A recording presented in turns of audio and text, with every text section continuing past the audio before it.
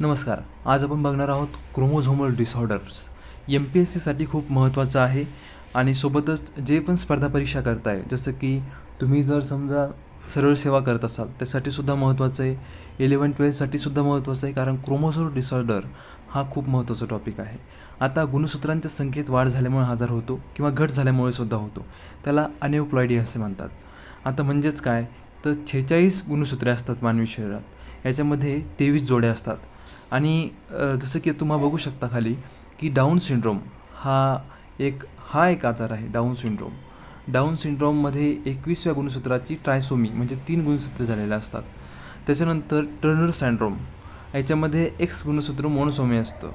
आता हे काय आहे मोनोसोमी ट्रायसोमी, हे आपण संक्षिप्त पुढील व्हिडिओमध्ये बघणार आहोत, पण सध्याच तुम्हाला पुरताच हे लक्षात ठेवायचं आहे. त्याच्यानंतर क्लाइनफेल्टर सिंड्रोम, याच्यामध्ये अतिरिक्त X हा एक गुणसूत्र असतो. तर याच्यामध्ये 47 जोड्या असतात, याच्यामध्ये 45 असतात. त्याच्यानंतर तुम्ही बघू शकता की इकडच्या बाजूलासुद्धा मी तुम्हाला कळावं यासाठी समजून सांगितलेलं आहे की जोड्या कशा असतात, त्याचे टाईप काय असतात. आता डाऊन सिंड्रोम ह्या आजाराबद्दल आपल्याला समजून घ्यायचं आहे.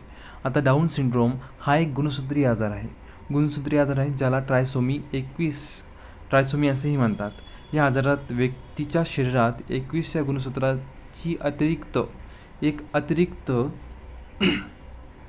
प्रत तयार झालेली असते आणि त्याच्यामुळे 47 ही संख्या होऊन जाते गुणसूत्रांची.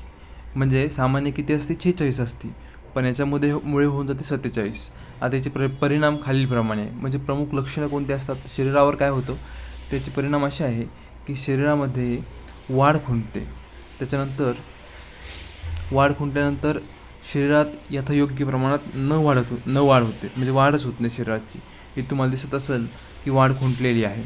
त्याच्यानंतर प्रमुख लक्षणं काय आहे, तर वाढ तर खुंटतेच, पण उंची कमी राहते, शरीर यथायोग्य प्रमाणात वाढत नाही. त्याच्यानंतर तोंड चपटे व नाक पण चपटे होते, चेहऱ्याची ठेवण चपटी होती. म्हणजे एखादा तुम्ही बघत असाल, म्हणजे आपण कोणाला नाव नाही ठेवतो, बट चपटे चेहरा होऊन जातो. ओके. तर कान आणि कानाचा आणि मानाचा आकार हा लहान होतो, आखूड होतो. डोळे तिरके होतात, डोळ्यांच्या कडा वरच्या बाजूला तिरप्या असतात. त्याच्यानंतर हातांच्या तळव्यावर एकच रेष असते, सामान्यतः तळव्यावर 2-3 पण रेषा असू शकतात. आता इथे बघा तुम्ही, इथे मी उदाहरण दिलेलं आहे तुम्हाला की कशा पद्धतीनं इथे हे पेशंटचे चिन्ह दिसत आहे, तुम्हाला लक्षणं दिसत आहे.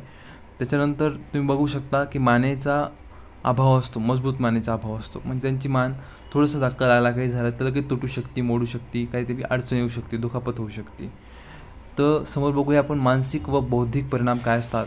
तर मानसिक परिणाम असे असतात की मंदबुद्धी होतं. त्याच्यानंतर सामान्यतः पेशी कमी असते, सामान्य जेवढा असतात ना त्याच्यापेक्षा कमी क्षमता असते, म्हणजे समजून घेण्याची.